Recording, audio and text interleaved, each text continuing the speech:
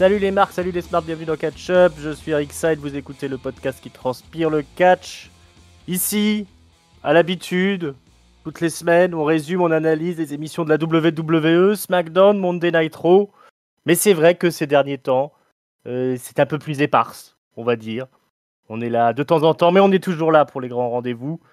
Aujourd'hui, on va parler de Night of Champions 2025. On va aller en Arabie Saoudite. Et pour m'accompagner dans cette lourde tâche, Letty est là. Bonjour Letty, comment vas-tu? Salut Ringside, salut à tous. Eh ben écoute, ça va très très bien. Toujours contente de revenir au studio pour des grands rendez-vous.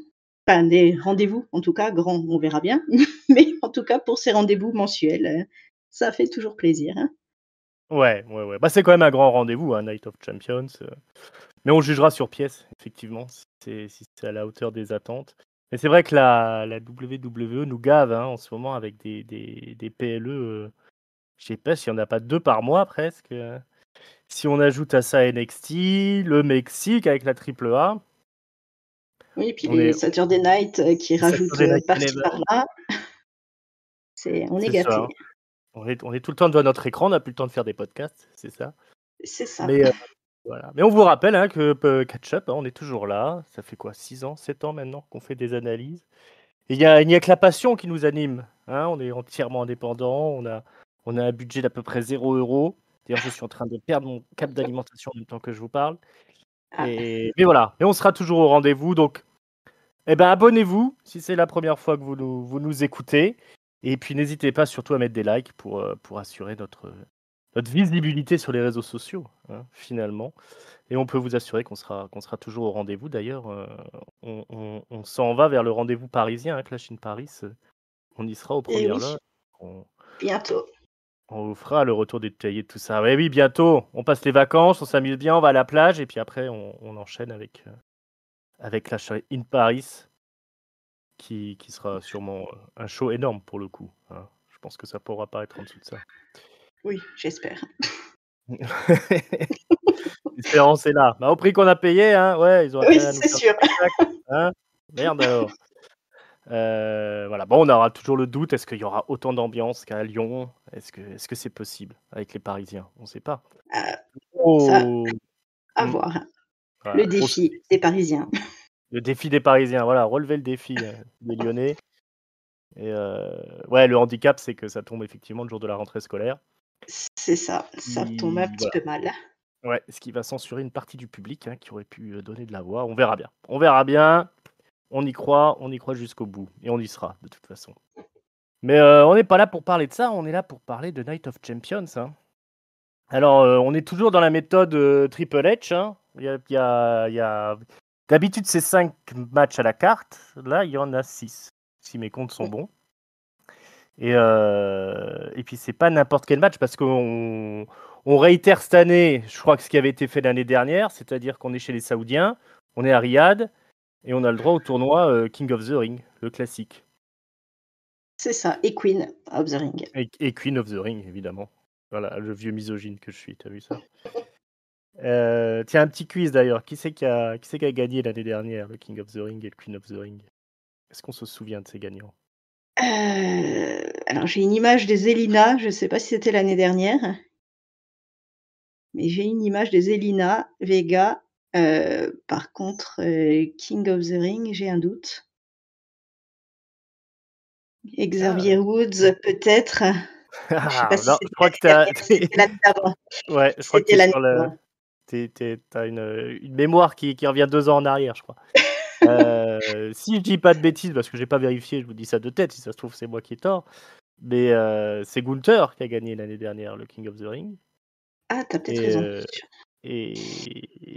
et la reine, c'était Nia Jax. Je vais vérifier, parce que si ça se trouve, je dis n'importe quoi. Ouais, je vérifie, oui, oui, moi je crois que j'avais un an de retard moi, effectivement. C'est ça, tu as Voilà, raison. hein. Et tu C'était vois que. Gunther et Nadia, Alors j'ai effectivement. triché, j'ai révisé avant moi, mais. Pas moi. Voilà, mais on voit que ça imprime pas trop, hein, quand même, finalement, les Non, gagnants ça des nous a King of the enfin Ring. moi en tout cas, ça m'a pas marqué plus que ça visiblement, ouais. Ouais, parce que on se retrouve peut-être dans la même logique qu'on va se retrouver cette année. C'est-à-dire que le gagnant du King of the Ring, il est tout de suite en lice et la gagnante, ils vont tout de suite avoir un match à SummerSlam. Donc Ouais. du coup, ils se transforment tout de suite en aspirant champion, voire en futur champion ou championne. Et du coup, ils vivent pas leur vie de roi du ring, comme c'était le cas avant. Les rois du ring, ils avaient une, euh, des rivalités à part, une manière de gérer le titre qui était différente d'un aspirant au tournoi. Généralement, ils arrivaient à monter jusqu'à avoir un match de championnat, mais ça prenait un petit temps où d'abord ils se pavanaient en tant que roi ou reine du ring. Mm. Ça va être encore le souci cette année. Moi, je trouve que c'est un petit peu dommage. Je sais pas ce que tu en penses, toi, de voir que ça va être encore une fois cloisonné comme ça, un petit peu, pour le roi et la reine. Bah, je trouve que ça enlève un petit peu le côté organique qu'il pourrait y avoir sur les différentes rivalités. C'est qu'on met à chaque fois un peu en stand-by, déjà un petit peu comme on a déjà le Royal Rumble qui donne un match. Maintenant, on a, aussi, l'Elimination Chamber qui donne un Mhm. match. Bah, je trouve que ça fait beaucoup de trucs. Enfin, ça laisse plus de place aux vraies rivalités, ou en tout cas beaucoup moins de place aux vraies rivalités. Je trouve que c'est un petit peu dommage et voilà, de laisser des choses en plan pour parfois y revenir, quelques mois après. Mais ça a plus Mhm. l'impact, que ça aurait eu sur le moment, quoi. Ouais, ça décale un peu les trucs et du coup, ouais, on n'arrive plus à avoir enfin, on en a toujours des rivalités qui sont un peu plus organiques, un peu plus personnelles, voilà, où on crée des vrais personnages. Euh, c'est pas toujours le cas quand on est effectivement sur ces lancers comme ça qui sont balisés par à la fois un King of the Ring, comme tu l'as dit, un Elimination Chamber. Le Royal Rumble, bon, ça devient un classique maintenant, mais même le Money in the Bank commence à être euh, un petit peu cloisonné aussi. On a vu cette année, c'est Seth Rollins qui a la mallette. Ça ne Mmh, permet pas à un nouveau talent, par exemple, de pouvoir émerger, hein. Et puis là, quand c'est on vrai. voit les finalistes, on y reviendra, Mmh, on y reviendra tout à l'heure parce qu'on va peut-être commencer par le bas de la carte et puis peut-être aussi par les matchs qu'on n'aura pas ce soir, parce qu'il y a eu beaucoup de changements, hein, sur les cartes. oui. Euh, mais on voit bien que c'est les gros main eventers, les grosses têtes d'affiche qui sont en lice pour ces deux tournois-là, pour être couronnés de toute façon. Mais bon, on a eu beaucoup de péripéties, hein, ces dernières semaines. Là, la carte va nous permettre un petit peu de revenir sur les intrigues dont on a été témoin tout au long de ces dernières semaines, là, au niveau de Monday Night Raw, de SmackDown, avec un rythme qui faiblit pas, hein, moi je trouve, avec cette nouvelle méthode, la Triple H.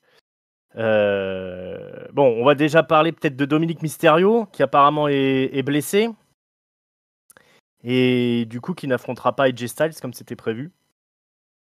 C'est la malchance, hein, pour comment s'appelle-t-il ce clan là, Judgment le Day. Judgment Day. JD. Pas trop déçu toi de pas Ouais, avoir Dom c'est Dom? un petit peu quand même, c'est voilà, après est-ce que c'était pour rentrer, dans l'histoire avec Liv qui est blessé, le côté un peu il veut rester à la maison, voilà, continuer un petit Ouais. peu son personnage? Est-ce que, voilà, enfin, j'ai vu traîner des rumeurs qui disaient que visiblement il avait peut-être un tout petit peu peur, de partir à Riyad aussi, en réel, qui Ah pourrait ouais? s'entendre.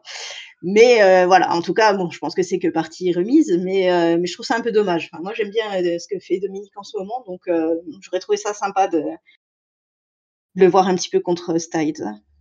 Ouais. Ouais, ouais, j'avoue que je suis aussi déçu de pas avoir ce match-là entre Styles et Dominic Mysterio. Après, si ça se fait ailleurs, c'est pas plus mal parce que bon, on est toujours un petit peu on a toujours un petit peu du mal à rentrer dans les PLE qui se passent en Arabie Saoudite parce que l'ambiance est toujours un petit peu bizarre. Même si ça Mmh. s'est beaucoup amélioré par rapport au premier show, on est quand même jamais trop dedans. Et du coup, ouais, c'est peut-être pas plus mal d'avoir ce match-là entre Jay Styles et Dominic Mysterio à un autre moment. Dominic Mysterio qui est donc toujours champion intercontinental et peut-être le plus grand champion intercontinental de tous les temps.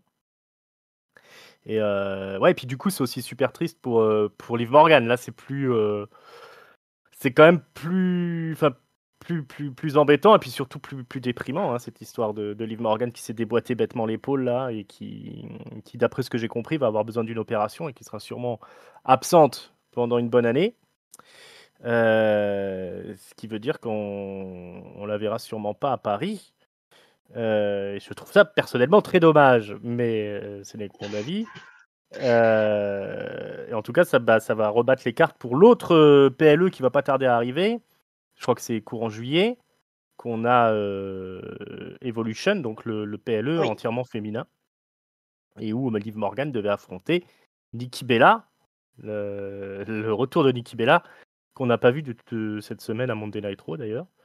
Du coup, parce que là, je pense que la rivalité est tombée à l'eau. C'est dommage parce que ça démarrait vachement bien. Moi, j'ai trouvé, je sais pas ce que tu en as pensé, mais le clash entre Liv Morgan et Nikki Bella, je trouve que c'était vraiment, vraiment percutant comme il faut. Liv Morgan, elle est vraiment impressionnante, je trouve, face Ouais, ouais. à d'anciennes légendes là, comme Mmh. Nikki Bella. Non, c'est vrai que ça démarrait fort et puis, enfin, elle était un petit peu sur tous les fronts, que ce soit par rapport à Nikki, elle est quand même, enfin, elle était encore, je sais pas ce qu'ils vont faire des titres, mais encore, Mm. championne aussi par Ouais, elle est équipe, encore championne tag, ouais. avec Raquel. C'est vrai que c'est toujours un petit peu dommage quand ça se passe comme ça et quand c'est, le corps qui lâche en fait, voilà, dans un moment où tout allait bien, au niveau de sa carrière, elle était un petit peu, ouais, je trouve ça un peu dommage, je pense qu'elle doit avoir aussi, beaucoup de frustration, par rapport à tout ça. Mais bon, voilà, elle va se soigner, elle va revenir et puis, en espérant que ce soit rapide, que ça se remette bien et puis je pense qu'elle repartira, pour un nouveau run, très bientôt. Ouais. Mais c'est quand même dommage et puis à voir maintenant ce qu'ils vont trouver, pour Nikki. Je pense qu'ils sont un petit peu aussi en panique de réécriture Ouais, derrière, c'est clair. voir un petit peu ce qu'ils peuvent lui trouver parce que Mm. là, c'est vrai, je vois pas qui là pourrait, enfin, je la vois pas contre une, Stephanie, Wacker ou contre, même Naomi. Enfin, faut trouver vraiment un Ouais, personnage fort pour son retour, quoi. Donc, à voir, hein. ouais, ouais, ouais, parce que là, il l'avait booké, je pense, peut-être même pour le main event d'Evolution, à nouveau, Nikki Bella contre Liv Morgan, qui est peut-être une des plus grandes top stars de la compagnie au niveau du roster féminin. Alors, ouais, on va me rétorquer que Nikki Bella n'a rien à faire dans le main event d'Evolution, mais Nikki Bella, ça reste une star autrement plus importante, que j'ai envie de dire, malheureusement, que le reste du roster féminin, parce que elle est très connue de manière mainstream. Il y a des gens qui regardent uniquement sa télé-réalité, là, je sais plus comment ça s'appelait, là, les sœurs Bella, là. Du coup, ça apporte des regards sur le PLE Evolution qui, sans ça, fonctionnerait pas forcément du feu de Dieu. C'est pas pour rien qu'il n'y a pas eu d'Evolution depuis 5 ou 6 ans. C'est pas quelque chose qui cartonne. Ils le font parce que voilà, c'est dans la politique de la fédération de mettre en avant le catch féminin. Mais si l'optique, c'est quand même de faire le plus gros succès possible, effectivement, tu ramènes Nikki Bella et tu essayes de faire une des affiches les plus importantes avec Nikki. Mais là, du coup, il va falloir qu'il trouve une remplaçante et puis qu'il va falloir qu'il trouve un scénario suffisamment crédible pour qu'il y ait un match qui se boucle là en une semaine ou deux. Euh, je leur souhaite bien du courage, hein, Ouais, j'ai ça va envie de être, dire. compliqué là. Mm, mm. Bah ouais, peut-être qu'elle va venir défier la Queen of the Ring, mais parce que je crois qu'il y avait aussi dans l'idée de faire revenir Brie Bella. Alors évidemment, hein, tout ça n'a rien de très enthousiasmant en vérité. Mais, Ouais, mais bon, mais après, c'est le plan, un quoi. retour puis c'est vrai qu'un retour de Brie, on s'imagine plutôt du coup un retour peut-être sur la scène par équipe et donc là, on est un petit Mmh. peu sur le même problème, c'est que, la championne, elle est blessée, quoi. C'est la même Ouais. personne. Donc c'est vrai que ça complique aussi un petit peu, voir comment est-ce qu'ils vont gérer le truc. Est-ce que, voilà, je me dis: «Est-ce que Raquel va faire, ami-ami peut-être avec Roxane? Sait-on Ouais. jamais? Mmh. Est-ce qu'ils vont, voilà, nous faire une association comme ça, et pourquoi pas contre les Bella, Mmh. à Evolution?» Je sais pas, à voir Ouais. après. Mais c'est-à-dire qu'après, voilà, Roxane et Raquel, c'est pas le même niveau au Ah niveau de ben non, popularité et de star power que Liv Morgan, quoi. c'est Mais, sûr. bon, à voir. Ça peut être une solution, on verra. Bon, peut-être, voilà, peut-être un changement de titre au niveau des filles qui va pas tarder. Hem Mais en tout cas, ouais, voilà ce qu'il en est pour la scène féminine. Et une petite pensée pour Kairi Sane quand même, qui a pas de chance, hein. Il fait 2 matchs à à Monday Night Raw, il y a 2 blessés, quoi. Les gens vont Elle réfléchir 2 fois. elle porte un Heu, peu la Elle porte la poisse, ouais. Bon, apparemment, elle est pas vraiment en cause dans une histoire comme dans l'autre, mais C'est comme ça. C'est la vie. C'est la Shkumun. Voilà, en tout cas, pour les matchs qui n'auront pas lieu. On verra pas de Seth Rollins non plus. Pas de Roman Reigns au programme. Voilà. Mais par contre, on aura en bas de la carte Sami Zayn qui va affronter Karrion Kross. Alors moi, j'avoue que je suis étonné quand même pour ce match-là. L'histoire, tout simplement, c'est Sami Zayn était en course, lui, pour le tournoi King of the Ring. Moi, j'ai envie de dire même que c'était un favori. Il perd contre Randy Orton, si je dis pas de bêtises. Oui. Et tout au long des semaines, on avait Karrion Kross qui lui est pas surchargé de boulot, on va pas se mentir. Il traîne comme ça un petit peu dans les coulisses, mais voilà, il a pas un emploi du temps hyper chargé. Karrion Kross était toujours derrière Sami Zayn à venir essayer de lui faire des mind games, comme on dit, à lui pourrir un petit peu le moral, à lui raconter qu'il était trop gentil, etc. Et de semaine en semaine, Sami Zayn a fini par lâcher les chevaux, péter un câble et puis mettre une bonne droite à Karrion Kross et puis tout simplement lui dire viens, on s'expliquera à Night of Champions. Donc on se retrouve avec un match Sami Zayn Karrion Kross. Est-ce que comme moi tu voyais Sami Zayn quand même arriver en finale du King of the Ring? Parce que moi honnêtement je le voyais bien gagner cette année. Je sais pas si tu avais le même ressenti, si tu avais un autre poulain. Ça aurait été pas mal. Ça aurait donné un petit peu, un renouveau aussi, peut-être un petit peu à son personnage qui est toujours pas loin du sommet, mais qui stagne un petit peu quand même en ce moment. Bon, au moins il est là, il est sur la carte. Je me dis que voilà. Alors après, est-ce qu'ils l'ont moi j'ai toujours ce petit truc de me dire voilà, on est quand même à Riyad, il est pas arrivé dans la finale du tournoi, donc voilà, quelque part il fallait quand même que Sami Zayn soit là, donc ils lui ont trouvé voilà un petit match annexe histoire d'avoir Sami dans le coin.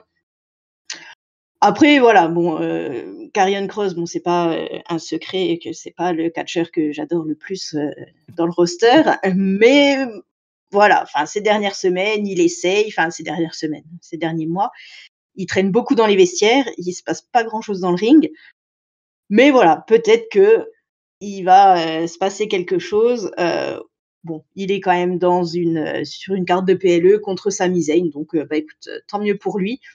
Après voilà, je te cache pas que c'est pas le match qui m'enthousiasme le plus de la soirée, mais ça devrait être quelque chose d'assez sympa quand même, je pense. J'espère. Alors je t'avoue que je suis pas enthousiasmé, mais je suis intrigué moi sur ce match-là. Donc Karrion Kross s'est débarrassé de tout son clan depuis un moment. Le Final Testament, là, où il y avait les Authors of Pain à ses côtés. Tout ça, c'est fini. Maintenant, il a plus que... comment elle s'appelle? Scarlett, qui ne dit pas un mot. Elle est là vraiment pour faire tapisserie. Mais elle touche toujours son chèque et on est content pour elle. Du coup, là, Karrion Kross, il a pas mal buzzé dans les réseaux sociaux. Je crois qu'autour de WrestleMania, il a fait quelques promos. Il y a eu des petits documentaires sur lui, des choses comme ça, qui ont été faits sur les différents réseaux de la WWE. Il y a quelque chose qui se passe dans les médias autour de Karrion Kross. On sait qu'il est capable de faire des promos. Il a la gueule, il a le charisme. Maintenant, c'est toujours dans le ring que ça a pêché, quoi. Et quand ça pêche bien, quoi. Moi, j'ai entendu dire que son contrat arrive à expiration. Ah. Est-ce que c'est pas le match de la dernière chance finalement pour Karrion Kross? Pour moi, il y a beaucoup de pression sur lui.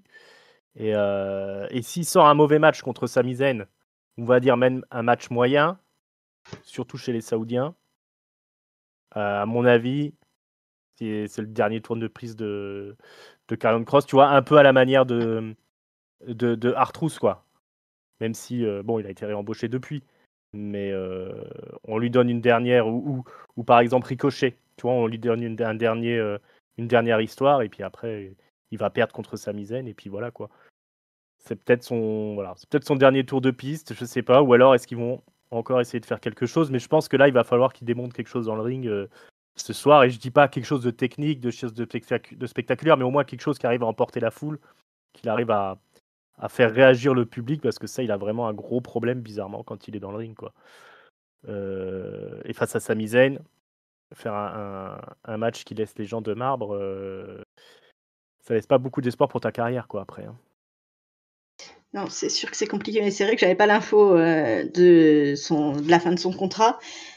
Ça remet effectivement d'autres questions supplémentaires. Après, à voir, en espérant qu'il arrive, comme tu dis, à sortir quelque chose de cohérent, de correct, et puis de pas trop botcher, quoi. Ouais, c'est ça. Il va falloir être propre, il va falloir être. Faut de l'entertainment, là. Allez, on y croit toujours à Karrion Kross, même si il nous a toujours déçus. C'est un peu comme la Wyatt Family, qui est, Ouais. enfin les Wyatt Six, qui sont pas là non plus. Hein. D'ailleurs, il n'y a pas de championnat tag team masculin. Non, Ça, une c'est fois de dommage plus. aussi. Ça aurait pu être sympa quand même d'avoir un match avec c'est les Street Profits qui sont toujours champions, si je dis Oui. pas de conneries. Ouais. Ou alors le New Day. Le New Day, ça aurait été cool aussi. Eux aussi, ils font plus grand chose là en ce moment. Voilà, je râle un petit peu. Hein. C'est un ringside bougon que vous avez ce soir. C'est la chaleur, ça, je pense. Mais ouais, non, mais c'est quand même dommage de se passer de match tag team quand on sait la qualité qu'ils sont capables d'offrir d'un côté du roster comme de l'autre, quoi.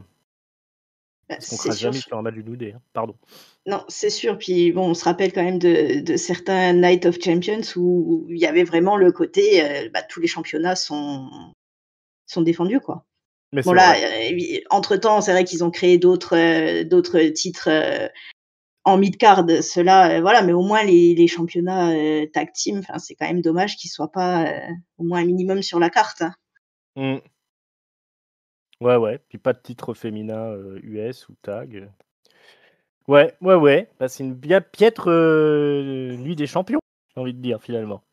Pas lichonne, mais c'est pas grave, on va continuer sur la carte. Mais par contre, bah, il faut quand même qu'on donne un petit peu nos pronos, là. Tu vois qui gagner, du coup, Karrion Kross ou Sami Zayn? Sami Zayn. Sami Je Zayn, pense ouais. que ouais, je pense Je qu'il y vois a pas pas photo. comment il peut perdre. D'ailleurs, je pense plutôt que c'est la fin de carrière de Karrion Kross, mais je voudrais pas être trop défaitiste. Allez, on donne notre point à Sami Zayn. Et puis on attend une grosse pop là pour faire plaisir aux Saoudiens. Tu vois, si j'avais été un vrai pro, si j'étais pas rouillé, j'aurais fait le lien, l'enchaînement tout à l'heure quand on parlait des mésaventures de Liv Morgan et d'Evolution. J'aurais fait le lien avec le match dont on va parler maintenant, puisque ça découle de tout ça. En fait, quand on parle d'un booking à l'arrache, c'est Rhea Ripley qui affronte Raquel Rodriguez dans un street fight match. Donc il n'y a pas de ceinture en jeu, c'est simplement que Raquel Rodriguez est venue un peu trop souvent s'immiscer dans les affaires de Rhea Ripley. Maintenant ça suffit, Rhea Ripley n'est pas contente, elle a demandé un street fight match booké à l'arrache lundi. Bon, elle a quand même été passée à travers une table par Raquel cette semaine. Raquel, donc toujours membre du Judgment Day, esselée sans Liv Morgan, toujours une moitié des championnes par équipe, mais elle a maintenant comme bras droit Roxanne Perez, la nouvelle de NXT, qui est arrivée à Monday Night Raw il y a quelques semaines. Roxanne Perez qui a envie d'en démontrer, qui a envie un petit peu de prendre la place de Liv Morgan dans le Judgment Day, si on comprend bien, puis peut-être dans le lit de Dominique. Je suppute. C'est une autre question. C'est une question qui se pose. Mais il se passe des choses dans le Judgment Day. On a aussi perdu Carlito. Et oui, le pauvre. Ouais, ça c'est triste aussi. Bon, il faisait pas grand-chose Carlito, mais il faisait suffisamment pour qu'on puisse regretter son départ. Ouais, là le public n'a pas réussi à le sauver, contrairement à Artus dont on parlera un peu plus tard. Voilà, donc bon on est dans la mouvance du Judgment Day là avec Rhea Ripley contre Raquel. Street Fight match. Alors ça peut être intéressant s'ils se déplacent dans Riyad, peut-être. Il y a peut-être des décors qui sont susceptibles d'être Mais intrigants, mais on sait très bien qu'il n'y aura pas ça. non, je pense qu'il faut pas rêver. Mais Voilà, après, bon, c'est un match un peu à l'arrache où effectivement on voyait Raquel, ces derniers temps, je crois que c'est elle qui avait coûté enfin, s'étaient mutuellement coûté leur place, dans le tournoi, me semble-t-il, Mmh. si je dis pas de bêtises. Ouais, c'est ça. Mmh. Voilà, mais c'était une petite rivalité comme ça. Là, ça a monté d'un cran en l'espace de, 3 minutes. Oui. Dans le dernier Raw, bon écoute, pourquoi pas. Après, je me dis, est-ce que enfin voilà, je pense qu'ils ont fait d'une pierre deux coups en se disant, qu'on laisse quand même Rhea, à une place, quand même assez, prépondérante. Donc elle a quand même un match, pendant le PLE et je me dis que peut-être c'est l'occasion puisqu'on a vu que voilà, comme tu l'as dit, Roxane essaye de s'immiscer un petit peu dans le Judgment Day. Elle essaye de peut-être insidieusement comme ça de prendre la place de Liv. Ça enfin Raquel a pas l'air d'être, hyper emballée par tout ça. Mmh. Alors, est-ce que voilà, c'est pas l'occasion justement de, la faire intervenir comme c'est un street fight et qu'il y a pas de disqualification? Est-ce que ce serait pas peut-être l'occasion de la faire, intervenir, aider, peut-être Raquel à Mmh. gagner pour du coup, essayer de devenir championne à la place de Liv? Mmh. Peut-être que ça peut, voilà, bon, j'espère quand même que Rhea va gagner, personnellement, Mmh. mais je me dis qu'il y a peut-être un coup à jouer là-dessus. Si vraiment ils ont pas l'intention de retirer les titres, à Raquel, peut-être que ça peut être l'occasion de faire monter Roxane, sur cette place-là. Pourquoi Ouais. pas? Ouais, ouais, ouais. Roxane Perez, c'est quand même un atout majeur dans le roster féminin. Parce que là, comme ça, sur le papier, Rhea Ripley contre Raquel Rodriguez, c'est pas très emballant, hein. Moi, bon, j'ai déjà dit que j'étais un petit peu, saoulé de Rhea Ripley, son personnage. Raquel Rodriguez, j'ai vraiment du mal avec elle parce que, c'est un peu comme Karrion Kross, quoi, finalement, dans le ring, ça donne jamais rien de très très emballant. Donc bon, elle tient bien son personnage de Barack, là, aux côtés de Liv Morgan, de garde du corps de Liv Morgan, en quelque sorte. Elle est championne, ça doit faire peut-être 3 fois qu'elle est championne par équipe, quelque chose comme ça, Raquel Rodriguez. Elle a quand même le physique, elle a la posture et tout ça, un certain charisme. Mais pour un match de PLE face à Rhea Ripley, c'est vraiment, moi, je trouve très, très léger. Mais je suis d'accord avec toi. Ça peut être vraiment très intéressant pour faire, avancer l'intrigue du Judgment Day et notamment l'intégration de Roxane Perez qui, si elle vient interférer dans le match, peut nous donner des belles séquences. Parce que comme c'est un street fight match, comme tu dis, il n'y a pas de règles et on peut même s'orienter vers un match handicap, quoi, au final. Et ça peut être sympa pour redonner aussi un petit peu de prestige à Rhea Ripley, qui a quand même perdu son titre contre une autre absente du PLE. C'est Io Sky, la double championne, hein, je le rappelle, de la WWE. Elle a gagné 2 fois le titre quand même. Elle est toujours championne à l'heure actuelle. Et elle est malheureusement absente de ce PLE. Et voilà, et Ripley avait perdu vraiment de manière clean contre Io Sky. C'est pour ça que moi je verrais bien Rhea Ripley gagner en écrasant les deux, Raquel Rodriguez et Roxane Perez. Ça pourrait faire un bel exploit. Mais c'est sûr que comme ça, sur le papier, l'avantage est plutôt du côté du Judgment Day. Mhm. Qu'est-ce qu'on peut donner comme gagnant du coup dans tout ça? Toi, tu Écoute, pencherais à Ripley ou tu pencherais à Raquel ouais, Rodriguez? ouais, non, j'ai plutôt misé sur Rhea. On va miser sur Rhea quand même? Ouais. Ouais, ouais, puis il y a eu tu connais la règle du booking inversé? Et oui, ce qui me fait Voilà, dire que peut-être ça expliquerait le voilà. l'écrabouillage dans la table. C'est ça, c'est ça. On a eu l'image de Raquel qui a écrasé, Rhea Ripley, à travers la table, donc au milieu du ring, hein, avec autorité. Heu, donc ça suffit pour Raquel. Night of Champions, on va le donner à Rhea Ripley.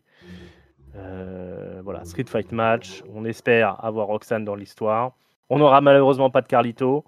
Voilà, pas de Dominique Mysterio. Donc va falloir assurer. Les filles, va falloir assurer le spectacle. On y croit. Parce qu'elle a quand même beaucoup d'ambition, Rhea Ripley, donc je pense que Raquel, elle a une envie de bien faire aussi. Roxane Perez, on voit qu'elle est morte de faim, donc je pense qu'il y a quand même moyen de faire un très très bon match là-dessus. Hein, donc, assez spectaculaire. On va aussi y croire. Tiens, si on parlait d'un match de championnat pour changer. Eh bien oui, dans Alors, cette nuit des champions. bah oui, c'est quand même une nuit des champions. Hein. Alors, pourquoi qu'on ferait pas venir Jacob Fatou, le champion des États-Unis, masculin, hein, parce que maintenant il y a aussi un titre féminin qui est détenu par Zelina Vega, toujours, si je dis pas de bêtises. Mais on s'en fout, elle n'est pas là ce soir. Hein. Alors, tant pis. Jacob Fatou qui affronte évidemment Solo Sikoa. Donc c'est une des grandes histoires de SmackDown. Jacob Fatou, donc champion US. À qui il a pris le titre, Jacob? C'était LA Knight, c'est ça hein? Non? Je crois bien que oui. Je t'en pose des Il me questions. semble. Et comme j'ai pas bien révisé. Ouais, pas bien. Mais c'est comme ça, on voit si les histoires, aussi intéressantes qu'elles soient, on les imprime ou pas. Hein. Mais il me semble bien que c'est LA Knight qui a fait les frais de l'affrontement avec Jacob Fatou, de l'inarrêtable Jacob Fatou. Donc, qui a toujours été le bras droit fidèle de Solo Sikoa, jusqu'à Money in the Bank, où là, c'en est trop, parce il s'est bien rendu compte que Solo le manipulait. Il y a même une promo là récemment où il a expliqué qu'il avait bien compris que Solo l'utilisait. On se souvient de cette séquence magnifique où Fatou avait réussi à entendre une discussion entre Solo Sikoa et JC Matteo. Hein. C'est comme ça qu'il s'appelle. On dirait un nom de chanteur de boys band, hein, de JC Matteo. Là. Jeff Cobb, le pauvre. Voilà, il avait surpris une discussion entre Solo et JC Matteo, où Solo a expliqué que Jacob Fatou était all gas but no brain, hein, c'est-à-dire que de l'énergie, pas de cerveau. Ça a pas plu, il s'est vexé, un Fatou. On dirait vraiment une intrigue de diva, quoi. Hein, Oui. c'est plutôt le genre de truc qu'on avait avec comment elle s'appelait là enfin, n'importe laquelle des divas. Hein. Vous êtes au choix. Oui. Je pense à Alexa Bliss. Voilà. On a eu pas mal d'histoires avec elle dans ce genre. Donc voilà, en tout cas, Jacob Fatou est vexé et à Money in the Bank, il a fini par trahir Solo, en quelque sorte. Hein. Il avait fait le ménage dans le Money in the Bank, mis tout le monde à terre, défoncé tout le monde, posé l'échelle pour Solo. Solo avait commencé à grimper le truc et finalement Jacob l'avait arrêté. Il a dit « Je te hais ». Et puis, parce que jusqu'ici, il disait toujours je t'aime Solo. Mais là, maintenant, c'est fini, il ne l'aime plus. Et voilà. Et donc, trahison ultime. Mais désormais, Solo va essayer de rétablir son autorité. Il a son garde du corps, donc JC Matteo. Hein, JC Matteo.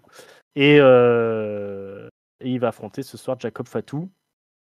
Alors, je rappelle quand même que Solo Sikoa, ok, c'est un rigolo, il fait le clown en ce moment. Mais c'est un tueur depuis qu'il est arrivé dans le main roster. Je rappelle quand même qu'il a une victoire notamment sur John Cena à WrestleMania, même si je dis pas de conneries. Si c'était pas WrestleMania, ça devait être SummerSlam. Mais voilà, c'est pas un petit joueur Solo. Jacob Fatou a l'air évidemment inarrêtable. Solo a dans son coin l'ancien Jeff Cobb, monstre et athlète d'envergure olympique, hein, quand même, Jeff Cobb. Et puis il y a encore des mecs en réserve. Hein. On a les deux Tongiens là, Tangaloa et Tamatonga, peut-être qui peuvent revenir. On ne sait pas s'ils ne sont pas remis de blessure. Il y a Ikuleo, le troisième frère, qui a fait ses débuts à Main Event. Est-ce qu'il peut débarquer dans le main roster? On ne sait pas. Est-ce qu'il est prêt? On ne sait pas. Voilà, donc il y a beaucoup de choses en jeu, mais Jacob Fatou est peut-être inarrêtable, on ne sait pas. Qu'est-ce que tu en penses, toi, de tout ça?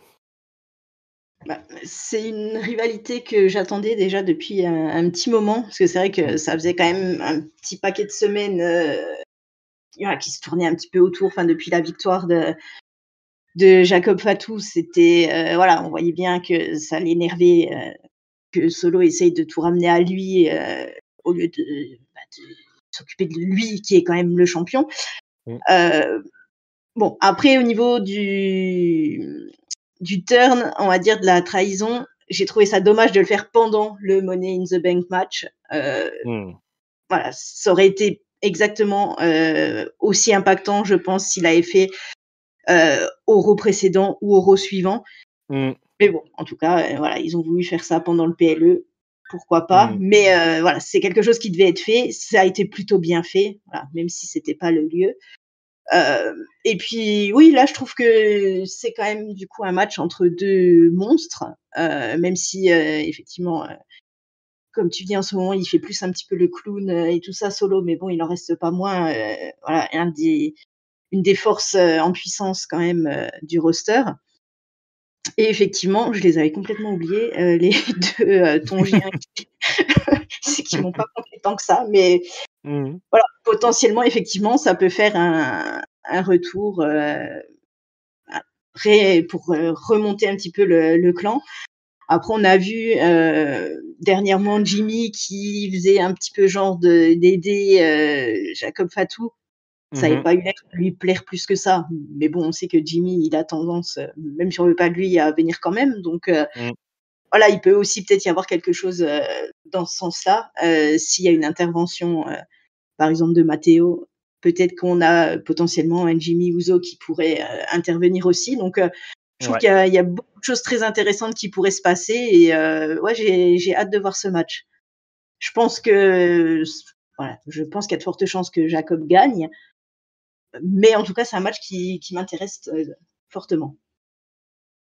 Ouais, bah clairement, je pense que tout ce qui tourne autour de Jacob Fatou, c'est des trucs qui nous hype, hein, quoi qu'il arrive. Hein, il a tellement fait du bon boulot là, à SmackDown depuis qu'il est arrivé. À côté de ça, il est champion. Il y a Solo Sikoa, peut y avoir des interventions. Ça peut être vraiment bien cool. Est-ce que c'est l'heure de perdre sa ceinture pour Jacob? Ça ferait tôt, je pense. Ouais. Mais est-ce que Je pense que Solo, c'est un petit peu il tôt. serait peut-être pas temps qu'il ait une ceinture? Ah, en tournant la question dans ce sens-là, effectivement, beaucoup de questions, mais non, j'espère quand même que Jacob va conserver encore un petit peu. Allez, on y croit. On donne à Jacob. Il fait une première victoire et puis il perdra la ceinture après dans un match à stipulation. Ouais, parce que là, il y a quand même, il peut y avoir une disqualification, un truc comme ça. Ils oseraient faire, tu crois, un final sur disqualification dans un PLE? C'est rare, hein. C'est rare, ouais. Ouais. Ok. Allez, je réfléchis, mais je crois que je vais donner ma victoire à Solo, moi. Comme ça, c'est bien. On verra qui a raison quand on fera le débrief. Car nous ferons le débrief. Le tournoi Queen of the Ring, tournoi des Reines du Ring. Il y a un Allons-y. film Les Reines du Ring qui est sorti. Oui, film que je n'ai pas vu, mais Oui, on m'en a dit du j'ai bien. vu. Je vous le conseille pas trop. D'accord. Bon, j'ai rien loupé du coup. Voilà. C'est vraiment parce que j'ai une passion catch, mais c'est quand même plus proche du navet que de quel que soit d'autre. Asuka contre Jade Cargill. Alors c'est le retour d'Asuka. Hein, on ne l'attendait plus. Elle est revenue. Elle a gagné, elle a gagné sa place dans la finale du tournoi carrément. Donc bah plutôt de respecter Asuka finalement, l'ancienne championne. Bon, elle nous a jamais donné un mauvais match. Asuka. Depuis qu'elle est arrivée, elle a été une incroyable championne NXT. Elle reprend une belle place dans le roster féminin.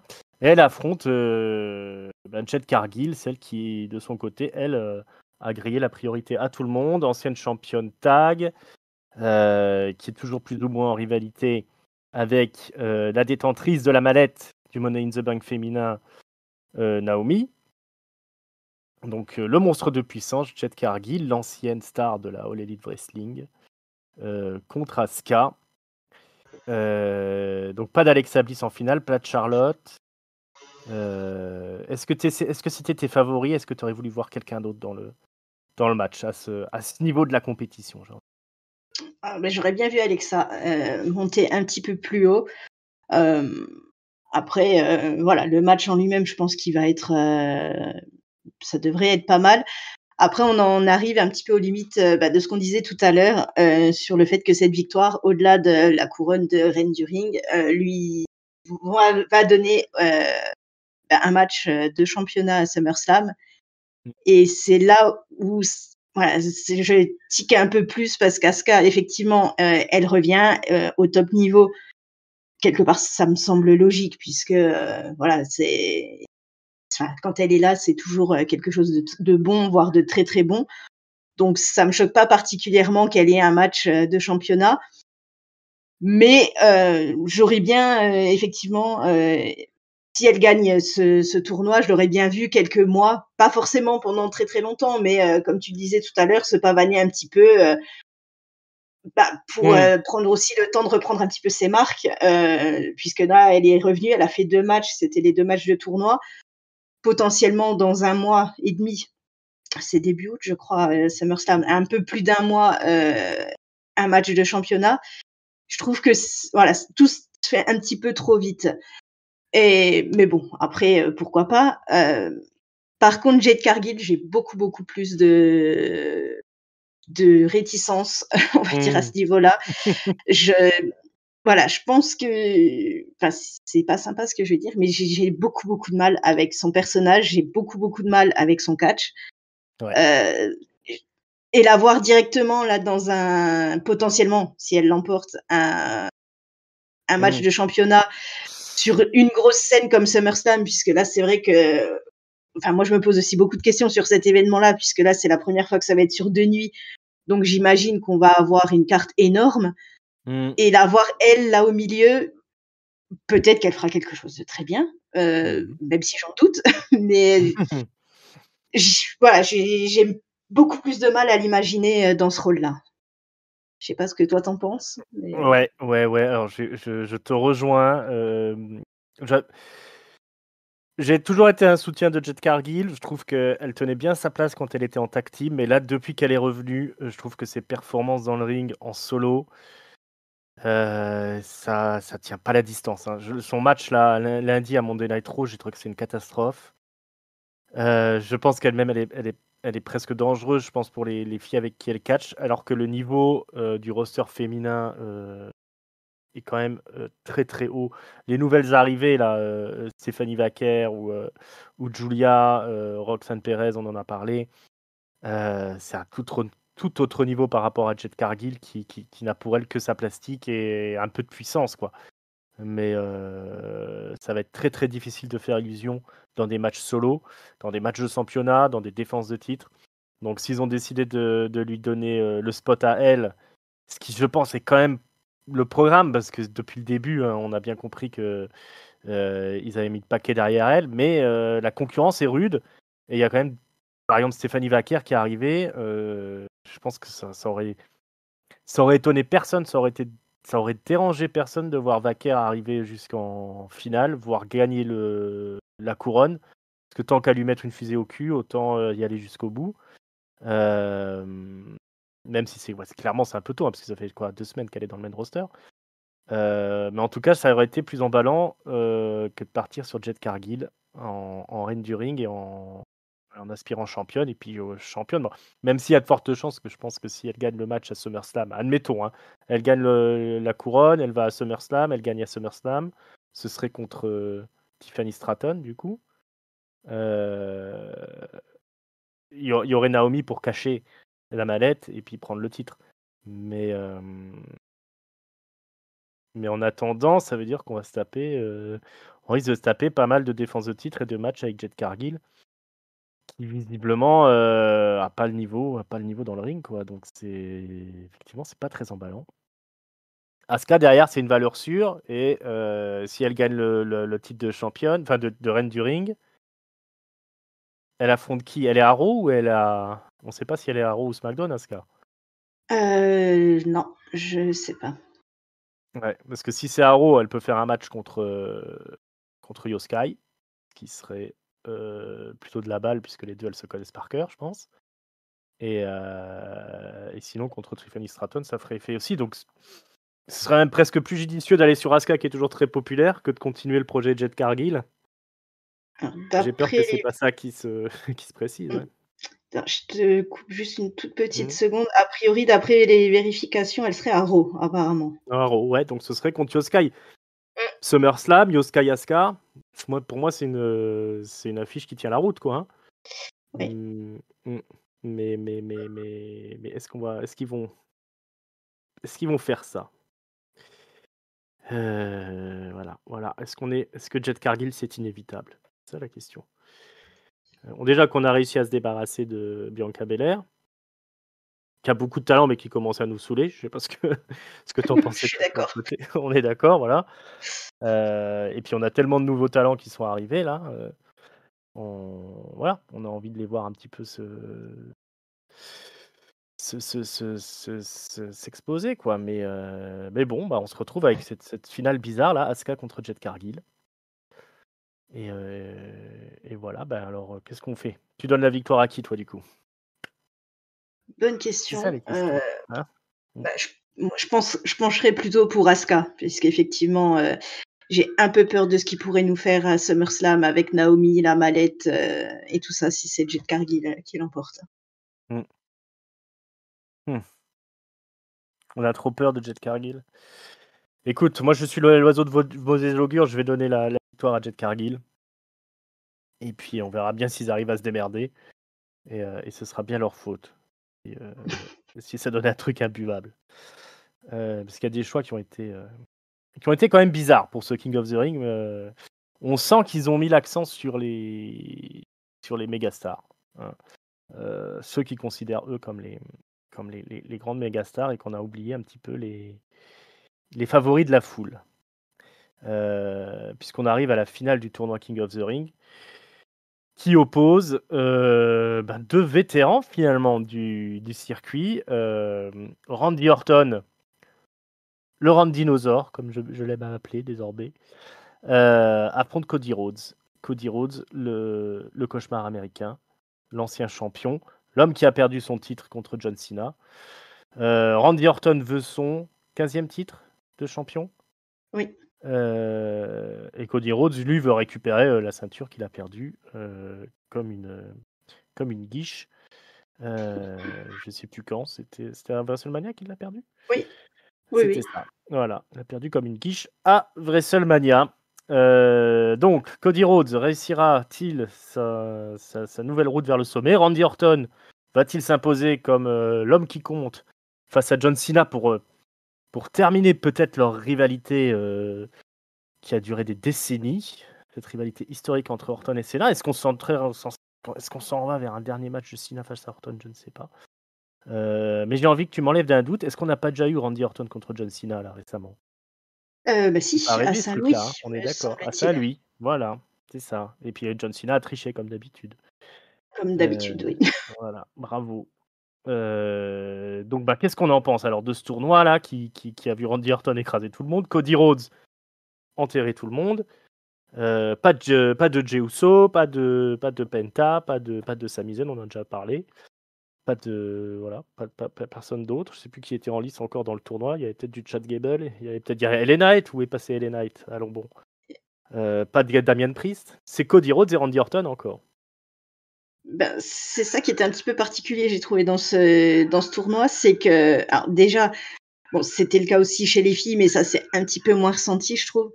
Mais, le fait de commencer, uniquement par des fatal four way, Mmh. je trouve qu'il manquait presque, j'aurais bien aimé voir un tour de plus en fait. Commencer par des matchs en 2 contre 2 et puis, Ouais. rajouter un petit peu quelque chose. Mais après, je trouve que c'est un petit peu les limites qu'ils ont en ce moment, c'est que, comme tu l'as dit tout à l'heure, les PLE ou en tout cas les gros événements, se rapprochent de plus en plus Mmh. et ils ont beaucoup de mal à commencer à booker quelque chose pour, le show suivant. En fait, Mmh. là, ils ont attendu vraiment que Saturday Night Main Event soit passé avant de commencer le tournoi. Ils auraient pu le Mmh. commencer 1 semaine ou 2 avant, ça aurait Clairement. dérangé personne. Mmh. Mais voilà, j'ai l'impression qu'ils veulent vraiment, quelque chose, voilà, qui va vraiment d'un PLE à l'autre et sans trop, déborder. Donc j'ai trouvé que c'était un petit peu compliqué parce qu'il y avait beaucoup, beaucoup de beau monde quand même, au premier tour et du coup, ça s'est très, très vite réduit. Après, j'ai trouvé les 2 demi-finales qui étaient quand même, particulières puisqu'on avait que des babyface en fait, les uns contre Mmh. les autres, qui sont déjà, au sommet de la carte. Mmh. Alors qu'effectivement, ce genre de tournoi, on s'attend aussi un petit peu à faire monter, un petit peu, la jeunesse, quoi. Mmh. Heu, bon, les matchs étaient pas inintéressants, hein, loin de là. Après, personnellement, Rhodes contre Orton, heu, je pense que c'est un match que j'ai envie de voir, mais je trouve que ça aurait été mieux dans un autre contexte. Mmh. Là, ils sont babyface tous les 2, voilà, il y a rien, enfin il y a pas d'enjeu. Si, il y a un enjeu, mais je veux dire, j'aurais mieux vu pour une ceinture. Ils auraient dû faire ça peut-être il y a 6 mois, 8 mois, Mmh.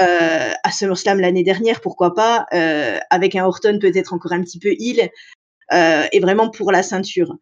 Mmh. Effectivement, c'est les anciens amis, voilà, on rajoute quelque chose, mais voilà, j'ai un petit peu de mal en fait à rentrer dans le truc.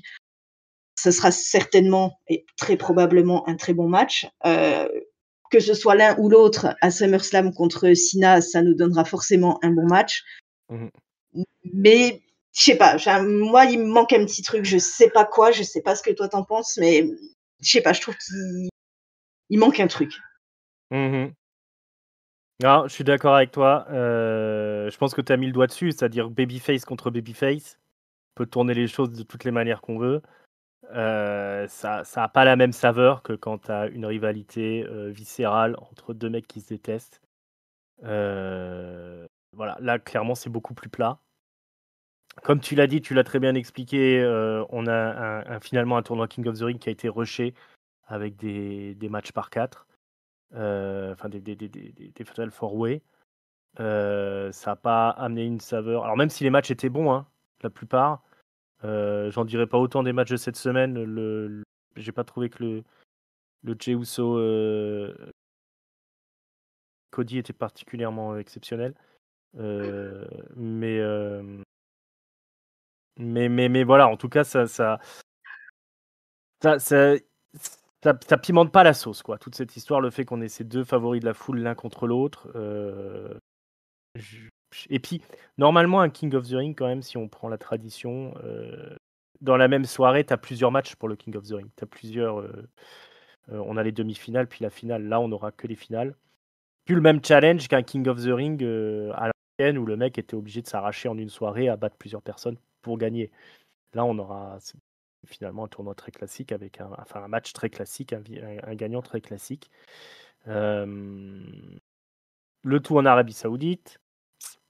Donc effectivement, le fait d'avoir deux personnages comme ça qui sont déjà très hauts dans la carte, ça c'est du booking, un peu feignant finalement. On est dans nos chaussons, quoi.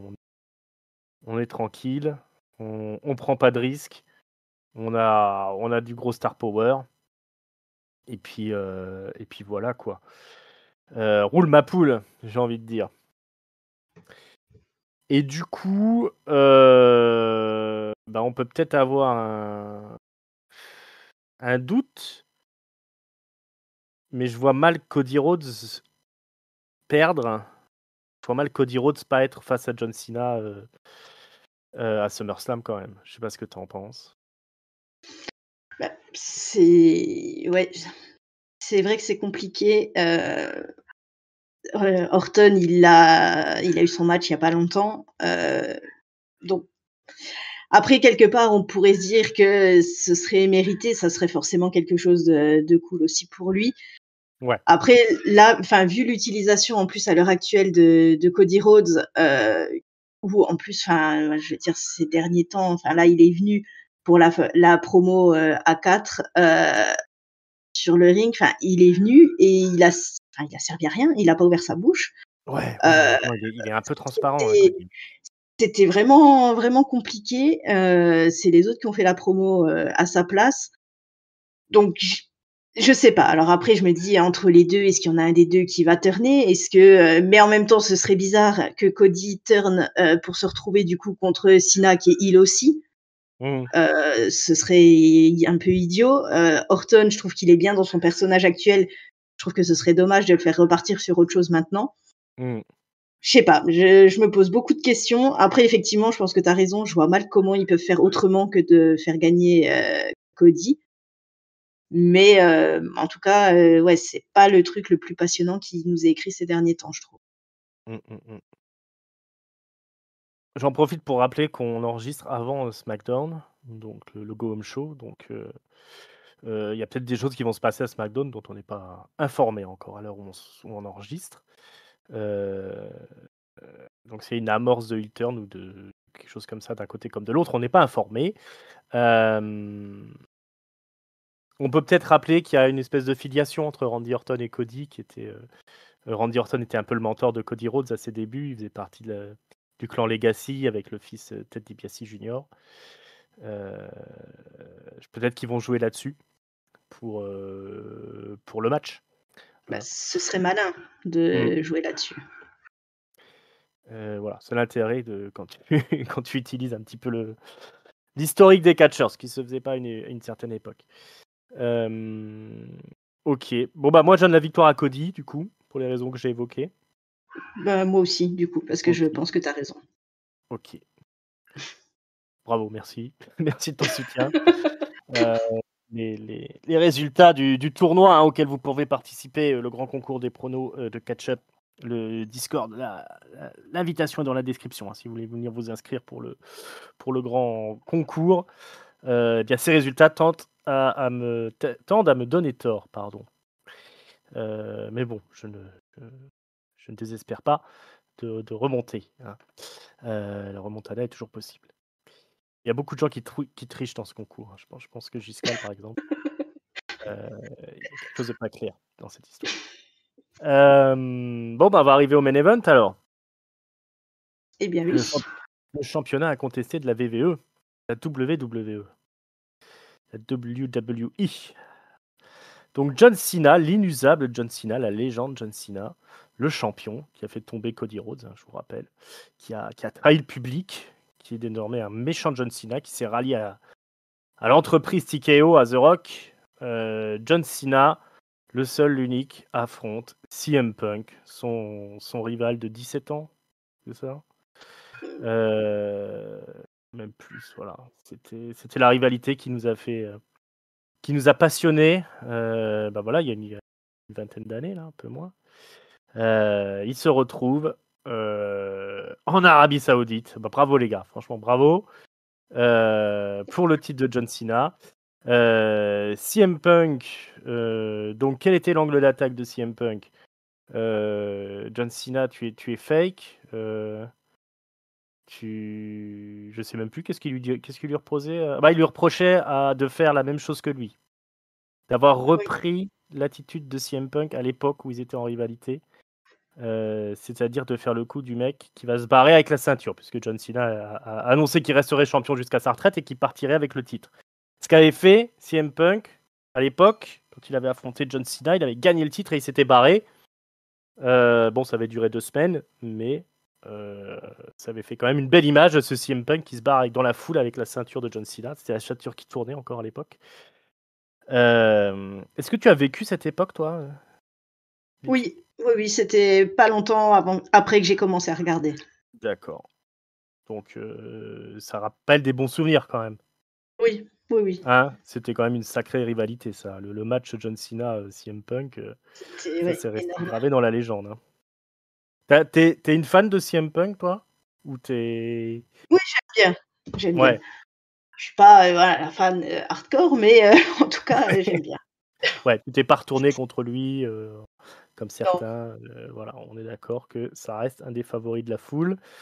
Mais par contre, il s'est bien fait enterrer, au dernier SmackDown, puisqu'on a rejoué la pipe bomb, mais cette fois John Cena avait le micro en main. Il a sorti ses 4 vérités à CM Punk en lui expliquant que, bah, c'était une girouette qui changeait d'avis et de principe, plus souvent que John Cena lui-même changeait de t-shirt. Il a balancé des noms, hein, il a dit que CM Punk aussi a enterré des talents. Il a cité notamment, Cesaro, Matt Cardona, donc comment il s'appelait lui? Zack Ryder. Zack Ryder, voilà, c'était Zack Ryder chez nous et Nick Nemeth, donc ça c'est Dolph Ziggler.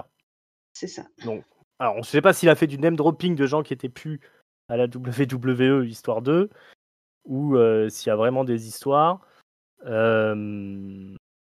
Ce qu'on sait, ce qui est plus ou moins officiel, c'est que au moment où il s'est barré, CM Punk, c'est la rivalité qui suivait, ça devait être contre Cesaro.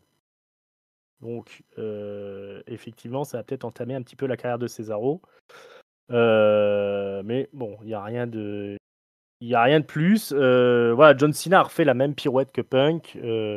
C'est-à-dire qu'il a expliqué qu'il était jaloux de Punk, que voilà, qu'il a pu se permettre de dire des choses que John Cena n'a jamais pu, et puis que tout ça c'était du vent. Et que de toute façon, en plus j'ai bien aimé quand il a ponctué en lui disant tu m'as permis de parodier ta pipe bomb, c'est gentil, merci. Et puis ça m'a permis de te rendre encore plus ridicule. Est-ce que Punk a été enterré dans cette promo? Est-ce qu'ils ont été trop loin? Ou est-ce que finalement c'était ce qu'il fallait pour donner un peu de saveur à cette rivalité là qui a pas convaincu tout le monde parce que John Cena en heel ça a pas réussi à convaincre? Bah, je pense pas qu'il soit allé trop loin. Par contre, effectivement, c'est quelque chose qui avait vraiment besoin, dont Cena avait vraiment besoin, puisque, enfin, voilà, c'est tout son parcours heel, c'est pas, voilà, enfin, ça arrive pas à convaincre grand monde visiblement. Voilà, là, au moins, ça a rajouté quelque chose. Enfin, c'était déjà, je pense que voilà, ça donnait déjà envie de voir le match avant. Il y avait déjà de l'intensité, mais là, je trouve qu'on rajoute encore un petit truc. Voire un gros truc quand même. Mmh. Ouais, moi je trouve que ça assoit un petit peu John Cena dans son rôle de heel encore un peu plus. J'avais beaucoup de mal avec son personnage. Bon, je dirais pas que j'adore ce Cena actuel, mais en tout cas, je trouve que ouais, il prend un petit peu d'épaisseur, il prend un petit quelque chose, il se pose un petit peu en heel. Donc j'ai trouvé que c'était plutôt un bon plan. Et puis donc de revenir sur les rivalités, les parallèles entre la pipe bomb de Punk et puis celle de Cena, donc du dernier SmackDown.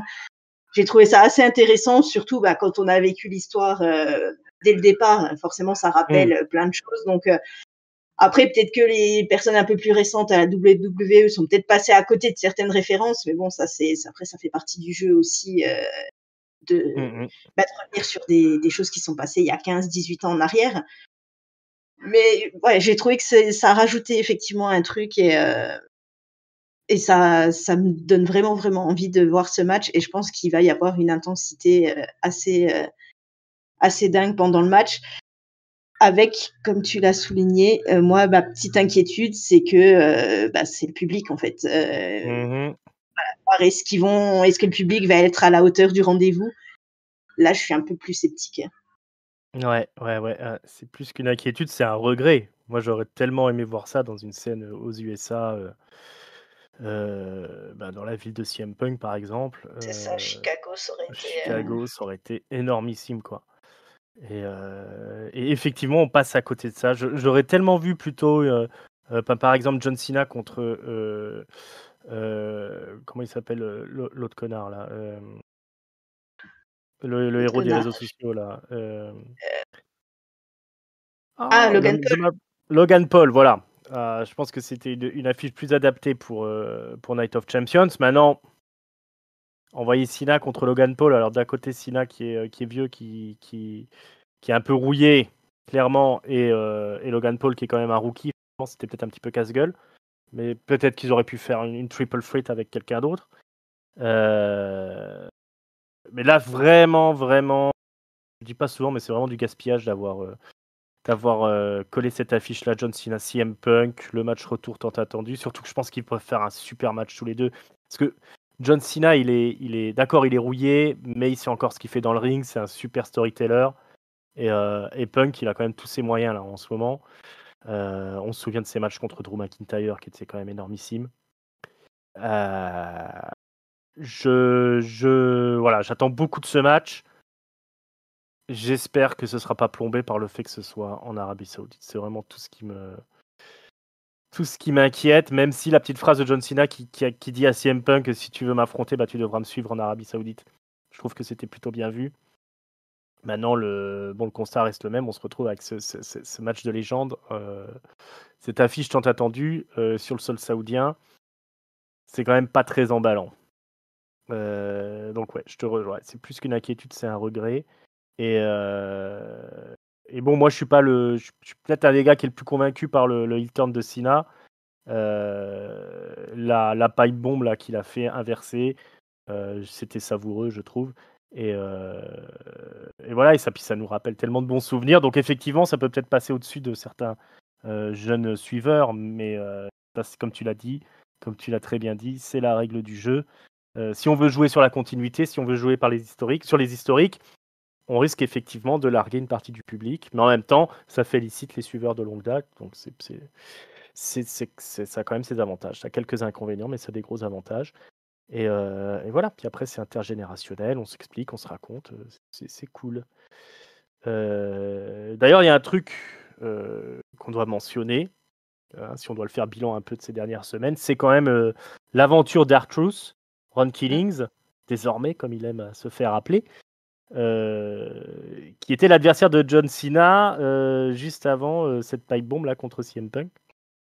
Ce qui, je crois, était déjà le cas à l'époque de la pipe bombe de Punk. Alors à l'époque, c'est Punk qui avait passé Cena à travers une table. Là, c'est l'inverse. Mais l'incroyable destin de R-Truth qui se fait virer après avoir fait un match de championnat contre John Cena, un peu expéditif à Saturday Night Main Event, et qui revient porté par la foule, sous l'impulsion de la foule, qui chante le nom de R-Truth, We Want R-Truth toutes les semaines. John Cena qui l'incorpore dans une promo en faisant la petite ref à C'est des hommes d'honneur, je crois, le film, et la célèbre phrase, vous voulez la vérité, mais vous ne pouvez pas l'encaisser, la vérité. Et finalement, R-Truth qui revient à la surprise générale. C'était où? C'était à Saturday Night Main Event qui revient, R-Truth, c'est ça. Hein, et qui vient bastonner John Cena. Ou c'était à Money in the Bank? Je sais plus. Bonne question. Mm. Non, c'était C'est peut-être pas à grave. Saturday Night. Non, je crois que tu as Ouais. raison. En tout Puis, cas, il est ouais, revenu. et puis Encore une question quiz. Ouais, tu essaies de me piéger un petit peu aujourd'hui, je trouve. Prochaine fois, je te donnerai les questions à l'avance. Ah, c'est gentil. Comme pour les politiques, on pourra Voilà. préparer à l'avance. Je compte sur ton jeu d'actrice. Et voilà. Ouais, bah oui. Donc, toi, t'es contente de ce retournement de situation en quelque chose? On était quand même furax quand il a pris son éviction. Ouais, je trouve que, enfin, voilà, il méritait pas de partir sur un truc comme ça. Je trouve que c'est plutôt pas mal qu'ils aient joué aussi avec le fait que, puis bon, après, à quel pourcentage ils ont écouté le public, à quel pourcentage c'était plus ou moins prévu. Ça, j'en sais rien, mais en tout cas, on peut pas nier que, voilà, sur les réseaux et puis même, comme tu le dis, dans les salles, il était quand même plus que plébiscité. Donc j'ai trouvé ça plutôt sympa de le faire revenir comme ça, qu'il puisse voilà, sortir aussi un petit peu de son personnage, enfin un petit renouveau sur un R-Truth qui est quand même beaucoup plus agressif, qui est un peu plus qui est un petit peu moins dans le côté déconnade comme avant. On a eu aussi cette scène, enfin moi j'étais choquée toute seule devant ma télé où il se coupe les cheveux sur la table des commentateurs. J'ai trouvé que ça marquait aussi un point sur le changement du personnage. Après voilà, combien de temps est-ce qu'ils vont continuer avec R-Truth comme ça? Est-ce que ça va durer longtemps? Est-ce que c'est juste histoire de ils lui ont fait un petit contrat histoire de mettre un point final à son histoire et voilà, que pour satisfaire à la fois le public, l'histoire, tout ça? Je sais pas. En tout cas, à titre personnel, je suis très contente qu'il soit revenu et je trouve qu'il perdrait vraiment quelque chose en gardant pas R-Truth dans le coin. Ouais, c'est clair que c'était à l'instar de Carlito malheureusement, mais c'était les petits moments rigolos des weekly, d'avoir comme ça R-Truth qui débarque, qui fait n'importe quoi, les passages dans le Royal Rumble et tout ça. Mais maintenant, c'est vrai que du coup là, on a un changement de personnage quoi finalement, parce qu'on voit plus visiblement on n'est plus parti pour avoir R-Truth le bouffon. Mais on a le Ron Killings, badass, qui est le maître du game et qui se retrouve à perdre finalement contre John Cena quand même. Hein. Il n'y a pas de raison. Mais bon, bah là, c'est sympa aussi pour les suiveurs de longue date parce qu'on retrouve le Ron Killings, que moi je suivais un petit peu à la TNA, tu vois, ou ouais, principalement à la TNA. Il a eu une autre carrière un petit peu en dehors de la WWE. R-Truth, il a été champion à la TNA, etc. C'était un joueur majeur quoi dans le roster à l'époque. Et puis voilà, la WWE, il avait un plafond de verre, clairement. Mais c'est un mec qui est là, c'est un vétéran maintenant. Donc il n'y a pas de raison de se débarrasser de lui alors qu'on a encore Natalia dans le roster, quoi. J'étais en train de penser exactement la même chose. Je vais regarder vos priorités. Voilà, en tout cas là le peuple a parlé et je pense que R-Truth a bien géré sa barque parce que le fait qu'on le mentionne comme Ron Killing, je pense que c'est lui qui a dû la poser quand ils sont venus le rechercher, histoire de mettre un peu de monnaie sur son nom parce que R-Truth, il pourra pas utiliser la marque R-Truth. Et maintenant, si on commence à le connaître en tant que Ron Killings, ça va l'aider si son contrat est pas très long, quoi, effectivement, pour se faire un peu du fric après, quoi. Parce que je sais pas si tu as vu, mais dans les weekly, c'est toujours R-Truth qui est noté. Même si lui s'appelle Ron Killings, pas encore admis que c'est Ron Killings on doit l'appeler dans les shows puis qui doit être sur les affiches, quoi. Après, je suis même pas sûr qu'il y ait des projets pour lui hors dehors de ce qu'ils ont fait là, vite fait bien fait avec John Cena, quoi. D'ailleurs, il perd assez nettement face à John. Enfin, je sais plus, non, il y a peut-être disqualification ou je sais plus. Hein. Mais en tout cas, voilà, c'est pas aujourd'hui qu'il va devenir champion. Mais bon, on va voir. Est-ce qu'ils vont réussir à s'adapter et à replacer, à redonner une place de choix à R-Truth. On attend que ça, hein, quelque part. Bon, faut quand même donner un gagnant là entre John Cena et CM Punk. Ouais, eh ben, c'est compliqué. Mais je vais donner John Cena parce que je n'imagine pas perdre son titre aussitôt dans l'année s'ils veulent emmener le personnage jusqu'à la fin et surtout pas de le perdre en dehors d'un gros pay-per-view. Je pense que s'il doit perdre, ce sera soit SummerSlam, même si ça me semble encore un peu tôt, soit peut-être un des shows, peut-être au Rumble ou je sais pas, avant. Quoique, le Rumble, ce sera en 2026, donc techniquement, il sera plus là, donc je ne sais pas. Ouais. Ouais. Je pense que Peut-être c'est plutôt Elimination pour SummerSlam. SummerSlam, oui, peut-être, ou Survivor Series, peut-être en fin d'année, je sais pas. Voilà. À moins qu'on rush tout, précipitation, Seth Rollins arrive, c'est le bordel, gros chaos. On sait pas. Aussi. On sait pas. Mais je vais te rejoindre, je vais donner la victoire à John Cena. Même si, ouais, CM Punk, s'il gagne maintenant, ils vont pas nous faire gagner CM Punk, pas le faire redevenir champion en Arabie Saoudite quand même. Alors là, ce serait encore plus, Ce serait plus dommage. navrant. Ouais, non. Je pense que CM Punk reprendra le titre tôt ou tard, mais pas pour tout de suite. On va le faire galérer encore un petit peu. Toujours que j'ai l'impression que ça le dérange pas trop de faire le job pour les autres, surtout pour John Cena.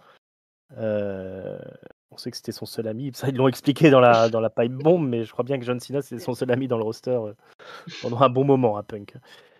D'après les interviews qu'il avait fait à l'époque. Il s'était fait virer. Enfin, non, qu'il avait quitté. Il avait quitté la fédération. Il n'a pas fait virer. Il s'est fait virer de la All Elite Wrestling. Hein. Très intelligent là-bas. On va le virer, on va garder tous les gens qui nous rapportent rien. Puis on va envoyer CM Punk à la WWE, ça va nous faire du. C'est une stratégie marketing, hein, écoute. Ah oui, chacun sa vision du business. Voilà, bon, en tout cas, on sera là pour Night of Champions. À quelle heure alors Night of Champions? Parce que c'est en Arabie Saoudite, ça va commencer à 16h, un truc comme ça? Ouais, je crois qu'en général, c'est ça, 18 ou 19, il me semble. Tôt dans la journée, j'ai rien vérifié, donc je vous laisserai checker vos télé-horaires, comme ils disaient à l'époque. Mais en tout cas, voilà, ça pourrait être. Vous pouvez le regarder en live en journée, faire tourner la communauté, tout ça. Ça va être sympa. Et Et puis ben, après, on va partir sur Evolution, Saturday Night Main Event avec le retour de Goldberg contre le gentil nazi Gunther. Ouais. Qu'est-ce qu'on pense d'ailleurs de la prise de titre de Gunther là, et la fin du règne de Jey Uso, un peu expéditif. Est-ce que ça valait le coup Est-ce qu'on avait besoin d'avoir le titre WWE dans une rivalité entre Gunther et Goldberg? je pense pas. Hein, on est d'accord que Ouais, ça sert à rien. parce que ouais, j'ai du mal à imaginer à quoi va ressembler, ce match. Ouais, Ça me ouais, donne pas ouais, très ouais. envie. C'est, on va voir tout le talent de Gunther. Là, c'est le challenge de Gunther d'essayer de faire un bon match avec Goldberg parce que la dernière prestation de Goldberg, c'était quand même une calamité. Je crois que le dernier bon truc, c'était peut-être contre Dolph Ziggler où il marché sur Dolph Ziggler, quoi. Mais sinon, en vrai combat face à face, j'ai un très très mauvais souvenir de son truc contre Bobby Lashley. Mmh. Bon, contre le Taker, on n'en parle pas, mais moi je trouvais que ça avait une certaine saveur dans le genre accident de la route. Mais sinon, je sais plus. Je sais plus quel autre match il y Il y a avait eu. eu il y a eu Kevin aussi, il me semble. Kevin Ah oui, Owens. ouais. Il y a eu The Fiend aussi. Et puis, Ouais, ouais, mais ouais, bon, puis peut-être c'était Braun pas Strowman, des je sais plus. chefs-d'œuvre, à Ouais, chaque non, fois. on était loin du truc. Donc là, bon, il y a une rivalité qui a plutôt été bien montée. Euh, à voir. À voir, à voir. On a très peur. C'est le challenge de Gunther. Mais effectivement, je pense que le fait que Gunther a la ceinture, ça s'imposait pas, à moins qu'il s'est prévu un truc derrière, je sais pas quoi. Mais peut-être que c'est le Oui, moment pour Seth Rollins aussi. Mais bon, il aurait pu. Ouais, enfin, non, tout ça ne tient pas la route. On va voir. Et puis le pauvre Jey Uso, là, qui perd son oui, qui titre fait un peu en les week-end. frais, quoi. Mm. Mmh. Ouais, ouais, ouais. Bah voilà, hein, on peut pas gagner à tous les coups, hein, comme qui dirait. Donc, ouais, moi je suis plutôt emballé chaque semaine par ce qui est proposé. Mais il y a quand même des trucs sur lesquels on se questionne. Mais franchement, en ce moment, on a l'impression qu'ils n'arrivent pas à se planter, quoi, la WWE. À chaque fois qu'il y a un truc qui est un peu tangent, c'est qu'ils avaient une surprise derrière. Donc on va espérer qu'il y aura une belle surprise à Night of Champions. Pour une carte, quelle est ta hype là sur 10 sur cette carte Night of Champions au final, maintenant qu'on en a discuté un peu? Bah, écoute, j'irais plutôt, ouais, pas hyper haut, mais pas très bas non plus. Je sais pas, je vais dire un petit 6,5 sur 10. Ouais, ouais, j'aurais dit 6,5 aussi, 6,5, 7. On est d'accord. Mais bon, on sera là. On va assister à tout ça. Et puis on vous en reparlera dans un débrief complet de toute la carte. Donc restez branchés, abonnez-vous. Et puis voilà, partagez, faites tous les trucs qui s'imposent. Commentez aussi, donnez-nous vos pronos pour Night of Champions. Et comme je vous ai dit, vous pouvez venir participer au concours. Ça se passe sur le Discord, c'est dans la description. Alors j'ai envie de vous dire dans le temps qu'on est sur tous les réseaux sociaux, mais franchement, vu qu'on n'a rien publié depuis à peu près 6 mois, je pense que Oui, c'est pas la c'est peine. le Discord, c'est bien. Le Discord, on est Voilà, là. le Discord, voilà, on est là, on est présent. Vous pouvez venir discuter. Voilà. Et ben, je pense qu'on a fait le tour de la question. Il n'y avait pas d'autres points que tu voulais aborder? Non, je pense qu'on a fait un tour On est assez bon, hein. complet On est des pas mal, hein. pertes. On est pas mal. Ok. Eh ben, écoute, Letty, merci beaucoup d'être venue. Bah, merci à toi de l'invitation. Et je t'en prie, c'est toujours un plaisir de venir analyser toute la vie de la WWE avec toi. Et puis, ben, les amis, on se retrouve très bientôt pour continuer à parler catch. On espère que ça vous a plu à écouter autant que nous à enregistrer. Ciao, bye bye, les amis. Salut Ringside, salut à tous.